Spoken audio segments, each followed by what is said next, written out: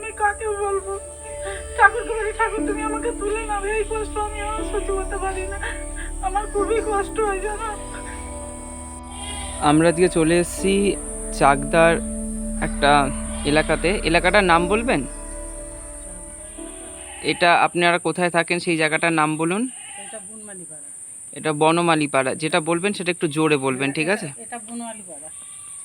বনমালীপাড়া। তা এটা মানে মানে গ্রাম, তাই তো? এটা গ্রাম।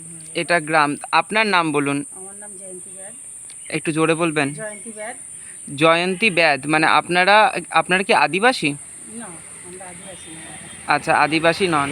তো আপনাদের আমি দেখতে পাচ্ছি যে মানে চারপাশটাই পুরো প্রায় বন জঙ্গল এলাকা। বন জঙ্গল এলাকার মধ্যে থাকেন আর আপনাদের এই হচ্ছে বাড়ি। এই বাড়ি মানে প্রায় তো ভাঙা মাটির, প্রথম কথা হচ্ছে এটা মাটির বাড়ি। মাটির বাড়ি, চারিদিকে জল, কাদা আর শ্যাওলা। তো এই মাটির বাড়ি কেন? সরকার থেকে কোনো বাড়ি পাননি আপনি? না বাবা, কিচ্ছু পাইনি। সরকার থেকে মরে গেল, কাকা মরে গেল, কোনো সুবাদেই পাই না। আমি দীর্ঘদিন এই বৃদ্ধ ভাতা, লক্ষ্মীর ভাণ্ডার জমা দিই, তাও কোনোদিন পেলাম না আমি। আপনি লক্ষ্মীর ভাণ্ডারের কোনো টাকা পান না? না, আর লক্ষ্মীর ভাণ্ডার তো পাননি। আপনি আপনি বিধবা মানুষ তো? আমি তো আর কিচ্ছু পাই না। আপনি মানে বিধবা, কোনো বিধবা ভাতাও পান না? আচ্ছা, কতবার জমা দিয়েছি আমি, লাস্টে আর দিই না বাবা। আমি যদি 20 টাকা 30 টাকা করে জেরেস করে আমার যদি না আসে, আমার ওই টাকাটা থাকলে আমি একটু ওষুধ এনে খেতে পারি না, আমি আর করি না। আচ্ছা, আপনার মানে কি পঞ্চায়েতে গিয়ে জমা দিয়েছেন? হ্যাঁ, পঞ্চায়েত ওই যে সব এসে জমা নিয়েছিল না, আচ্ছা, জমা দিয়েছি। পাড়াতে মানে দুয়ারে সরকার বলছেন তো? তাদের দিয়েছি। আবার যে প্রধান সব দাঁড়িয়ে ছিল, প্রধানদের জমা দিয়েছি। তা কি বলছে ওরা? ওরা কিছু বলে না। ওদের কাছে যখন দিয়ে আসার সময় দিয়ে এসেছি, তার পরিবর্তনে জিজ্ঞেস করলে বলে হবে হবে, তারপরে যাই আবার বলে যখন টাইম হবে তখন হবে। একই সাথে সব জমা দিলাম, 2-3 জনের বেরোলো, আমার কিছু বেরোলো না। আচ্ছা, এখন আমাকে দেয় না কেন, আমি এইটাই ভেবে পাই না শোনো। তা আপনি যদি পেতেন তাহলে তো একটুখানি আপনার নিজেরও চলতে সুবিধা হতো। তা আপনার পরিবারে কে কে আছে? আমাদের বাড়ি কেউ নেই, আমি একাই আছি। আমার একটা ছেলে, বউ আছে, নাতি আছে, সেটা বাবার বাড়ি, তাতে ওরা। আপনার নাতি আর বউ আছে? মানে আপনার মানে নাতি আছে আর আপনার বৌমা আছে। আপনার ছেলে? ছেলেটা মারা গেছে বাবা। এইদিকে তাকিয়ে বলবেন। আপনার ছেলে মারা গেছে? হ্যাঁ, কত সালে মারা গেছে? তা আজ প্রায় 7-8 বছর মারা গেছে, কেন? তারও বেশি। কত কি হয়েছিল? ওটা হয়েছিল এখন ওই পুজোর সময় সবাই গন্ডগোল হয়েছিল। এখন কি ওর দোষ না কার দোষ বাবা, আমি কিছু বুঝতে পারিনি। তার জন্য ছেলেটা মারা গেছিল। আচ্ছা, তার পরিবর্তনে ওর বাবাও মারা গেল। আচ্ছা, পুজো বলতে দুর্গা পুজোর কথা বলছেন? না, এটা বাসন্তী পুজোয় মারা গেছিল। আচ্ছা, বাসন্তী পুজোতে কোনো একটা ঝামেলায় পড়ে মারা গেছে, মানে কি সে বলতে চাচ্ছেন কি খুন হয়েছে? হ্যাঁ, সেই আমরা কিছু বুঝতে পারিনি যে কেন মার্ডারটা হলো, কী হলো। আচ্ছা, মার্ডার কোথায় হয়েছে? ওই পাড়ায় হয়েছে। ওই পাড়াতে হয়েছে, মানে ওই নেতাজি বাজারের ওই জায়গাটাতে? না না, মাঝে মাঝে। আচ্ছা, ওখানে তো আপনি হঠাৎই শুনতে পান নাকি যে মানে কখন হয়েছে ব্যাপারটা, সকালে না বিকেলে? ওটা রাত্রিবেলা হচ্ছিল। রাত্রিবেলাতে হয়েছিল। আপনারা খবর পান কখন? আবার কত রকম মানে 1টা বাজে। রাত্রির 1টা, মানে হঠাৎ করেই খবর পান। তা তখন আপনার মানে শুনে কি কি মানে কি হয়েছিল? তখন আর কী হবে, গেলুম, যাওয়ার পরে মানে প্রথমেই কি আপনারা পেয়েছেন যে হসপিটালে ভর্তি, না প্রথমেই বলেছে যে খুন হয়েছে? না, ওখানে গিয়ে আমরা দেখলাম, তারপরে হসপিটালে নিয়ে গেল, হসপিটাল থেকে তারপরে প্রথমেই মারা গেছে। ও আচ্ছা, মানে কি মারা হয়েছিল নাকি মানে গুলি করা হয়েছিল নাকি চাকু মারা হয়েছে, মানে কি হয়েছিল এটা কি? কীভাবে মারা গেছে বাবা, আমি তখন কি? ঘুমে ঢুকে গেছি, বুঝতে পারিনি। আর তখন পাগলের মতন একটাই সন্তান। আচ্ছা, আর আপনার বৌমা, তা বৌমা কেন থাকে না আপনার সাথে? বৌমা থাকে না কেন, ওই এক, আমি কি করে খেতে দেবো শোনা, আমি ওর জন্য ওকে চাপ দিই না। খেতে আচ্ছা, দিতে হবে, বাচ্চাটার পড়াশোনা করাতে হবে। আচ্ছা, আপনার নাতি থাকে কোথায়? নাতি আর আপনার বৌমা? বাপের বাড়ি থাকে, সেটাই, বাপের বাড়িটা কোথায়? জিরাটে। জিরাট। আপনার বাপের আর আপনার স্বামী কতদিন পর মারা গেছে তার? তাও গেছে আজ মনে হয় 4 বছর। 4 বছর পর মারা গেছে। তারপরে আপনার স্বামী কি করতেনটা কি? আমাদের মধু বিক্রি করতো, মধু টধু ভাঙতো। কি মানতো? মধু মধু। ও আচ্ছা, মধু, মানে মধুর চাক গাছে গাছে চা খায়। হ্যাঁ হ্যাঁ, মধুর চাক ভেঙে সেখান থেকে মধু নিয়ে বিক্রি করতো। ওটাই আমাদের সংসার। সেটাতেই চলতো। আপনার স্বামী কোনো বার্ধক্য ভাতা বা কিছু পেতো না? আপনার স্বামীও পেতো না। তা আপনার বাড়ি হচ্ছে না কেন? বাড়ি আমি তো বউদের বারবার বললাম যে আমাকে একটু তোমরা সরকার থেকে ঘর বাড়ি দাও, আমি একাটি থাকি। তারপর একটু জোরে বলুন। তো ওরা যদি না দেয় আমি কি করবো বাবা? ওরা কিছুই মানে সরকারের লোক কিছুই করছে না? একা একা থাকতে ভয় লাগে জানো, আমি রাত্রিবেলা লোকের বাড়ি গিয়ে শুয়েছি না। রাত্রিবেলায় লোকের বাড়িতে গিয়ে শোন? এই দেখেন এই ঘরটায় থাকবো, এবার সাপের ভয় বাঘের ভয় তো আছে। যখন মরণ হয়ে যায় যাবে বাবা, এখন তো আর মরণ হচ্ছে না, তাহলে আর আমি কোন সাহসে এই বাড়িতে থাকবো? আমি আজকে মনে হয় 8-9 বছর তারও বেশি লোকের বাড়িতে রাত্রে শুই। এই দিনের বেলা এখানে একটু থাকি। রাত্রে কোথায় ঘুমোতে যান? ওই পাশের বাড়ি একজনের বাড়ি শুয়ে যায়। রাতে একজনের বাড়িতে শুতে যান।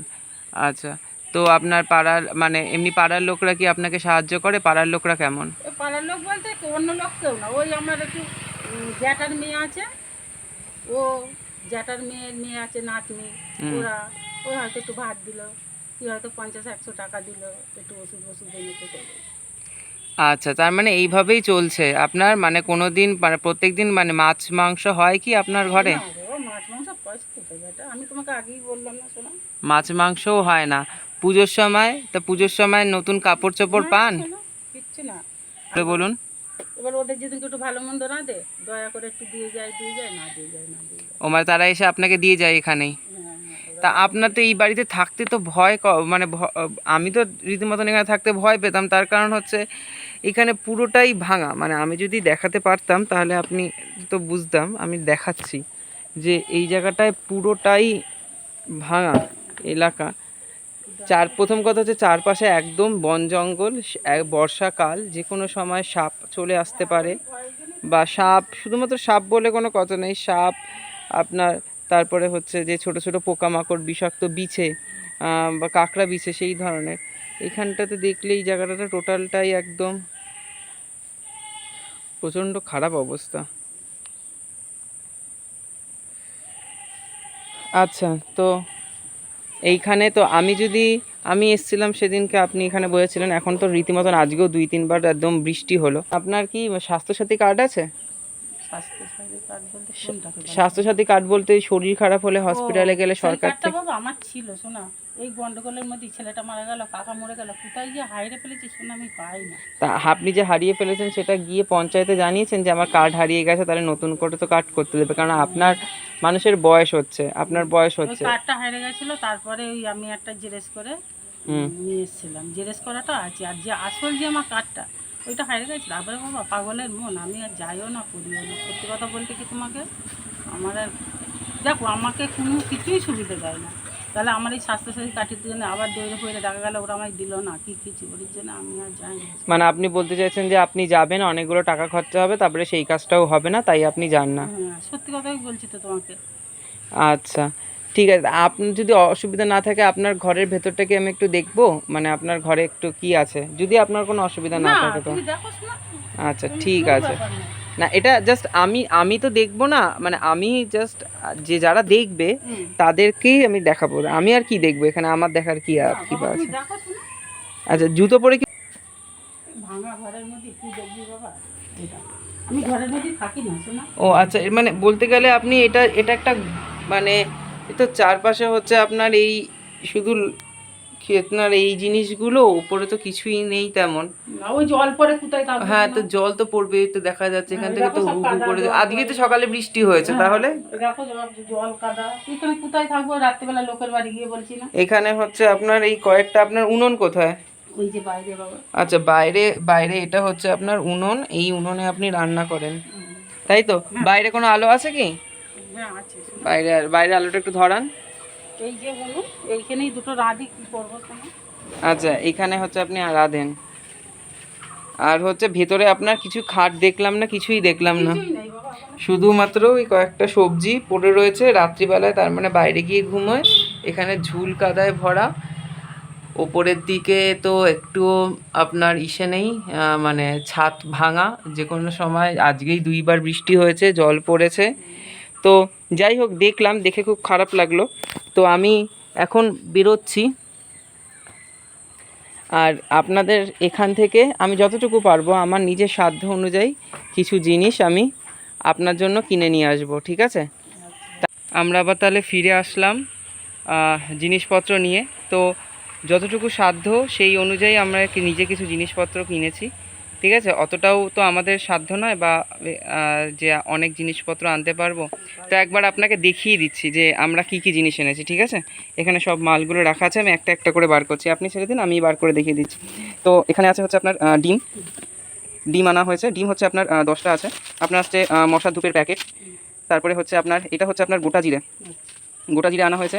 এক্ষেত্রে আপনার আনা হয়েছে 500 আপনার মুড়ি, একটা সার্ফের প্যাকেট আনা হয়েছে, আর আপনার আনা হয়েছে শ্যাম্পু, আর আনা হয়েছে আপনার লঙ্কার প্যাকেট। আপনি লঙ্কার প্যাকেট খান তো, মানে গুঁড়ো লঙ্কা খান তো? আপনার এটা হয়েছে আপনার ধনে, এটা হয়তো আপনার ধনের প্যাকেট আনা হয়েছে। আপনার আনা হয়েছে সাবান, তারপরে আনা হয়েছে আপনার একটা রিফাইন তেলের প্যাকেট, আর হয়েছে আনা হলুদের প্যাকেট, আর হয়েছে এখানে হচ্ছে আপনার পেঁয়াজ, এখানে কিছু আছে হচ্ছে আলু, ঠিক আছে। আর হচ্ছে আপনার এখানে আপনার এটা কি বলে কোলগেট, মাজন, আর এই হচ্ছে আপনার কাঁচা ছোলা। তাহলে আমি জিনিসটা আবার বলে দিচ্ছি কী কী জিনিস আনা হচ্ছে এখানে। যেটা দেখতে পাচ্ছি সেটা হচ্ছে ধনের গুঁড়ো, তেল, হলুদের গুঁড়ো, মশার ধূপ, গোটা জিরে আনা হয়েছে। আপনার আনা হয়েছে কাঁচা ছোলা, তারপরে হচ্ছে আপনার সাবান, পেস্ট, লঙ্কার প্যাকেট, আর হচ্ছে আপনার এটা হচ্ছে পেঁয়াজ, শ্যাম্পু, সাবান, আপনার মুড়ি, আর হচ্ছে আলু। যেটুকু পেরেছি সেইটুকু কিছু দেওয়া হলো আপনাকে। তো আপনার এটা পেয়ে কেমন লাগছে সেটা একবার বলবেন। ভালো লাগছে বাবা। আচ্ছা, ভালো লাগছে। তাও কত দিনের মতন যেতে পারে আপনার এটা? 15-20 দিন। আপনি তো একা একটা মানুষ, আপনার হ্যাঁ ডিমটা যদি আপনি একদিন বাদে একদিন করেও খান তাহলেও আপনার 12-15 দিন হয়ে যেতে পারে। আর যাই হোক, যেটুকু সাধ্য সেই অনুযায়ী হচ্ছে সাহায্য করেছি, অতটাও তো আমাদের সাধ্য নয়। হ্যাঁ, মুড়িটা এনেছি, কাঁচা ছোলা এনেছি, খাবেন একটুখানি। আর আমার যদি আরেকটু সাধ্য থাকতো তাহলে আমি আরেকটু আনতাম। আর যদি নেক্সট টাইম আমি আসি আবারও কখনো এখানে, আমি যদিও 1 বছরের আগে তো আসি না কোনো জায়গাতে, আমি 1 বছরের আগে যাই না, আমি এখানেই গত সপ্তাহে এসেছিলাম, আপনাকে দেখেছিলাম, তাই আপনাকে সাহায্য করেছিলাম। তো যাই হোক, আশা করি ভালো থাকবেন, ঠিক আছে। আর যত তাড়াতাড়ি সম্ভব আপনাদের এখানে এই এলাকাতে কেউই বাড়ি পায়নি, সরকারকে আপনারা একটু সবাই মিলে বলবেন, পঞ্চায়েতের এখানে যাবেন যে যাতে আপনাদের বাড়ি হয়, কারণ এই বাড়ির যা অবস্থা দেখলাম, যদি একটু জোরে ঝড় বা তেমন কিছু হয় তাহলে এই বাড়ি ভেঙে যেতে পারে।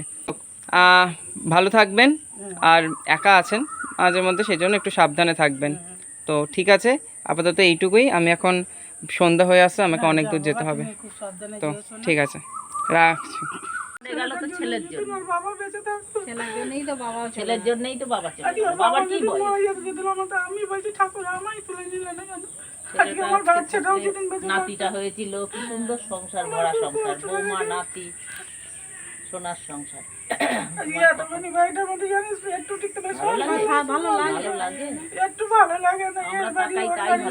পুকুরের মতো নতুন বেড়াই, আমার যে কি কষ্ট হয় আমি কাকে বলবো।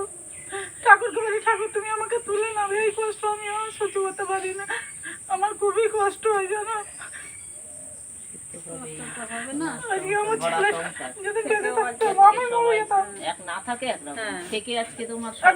বাবারা আসে, বাবাদের দেবো, আমি দেবো, বলো 2-5 টাকা, ওই ছেলেটা বাজার দিয়ে গেল। কিছু না, আপনাদের জন্যই আমাদের কাজ করা, ঠিক আছে। এই আমি আপনাকে কাজ করেছি, এটা দেখে আমি নিজে শান্তি পেয়েছি যে আমি আপনার সাহায্য করতে পেরেছি। দেখুন, দুঃখ কষ্ট তো এই সংসার জীবনে চলবেই, কিছু করার নেই। আমার বাবা মরেছিল, আমি আমার বাবা, আমার যদি ছেলেটা বেশ থাকতো তাহলে তোমার সুখের সংসার ভালো। তাই তো বলছি, ছেলে নাতি বাড়ি আসতে বাচ্চাটাও বাড়ি থাকতো, তবু আমার বুকটা কত দাঁড়িয়ে থাকতো। ঠিক আছে, আপনার নাতি আছে, আপনার বৌমাকে বলবেন ভালো করে লেখাপড়া শেখাতে। আপনার নাতি যদি বড় হয়ে ভালো কাজ করে, ভালো চাকরি বাকরি করে, সেক্ষেত্রে আপনার আবার সেই দিনগুলো ফিরে আসবে যেগুলো আপনি এখন পাচ্ছেন না, ঠিক আছে। আর সব কিছুর জন্য ঈশ্বর আছেন, ঈশ্বরকে ডাকবেন, আশা করি সব কিছু ভালোই হবে, যা করেন উনি ভালোর জন্যই করেন।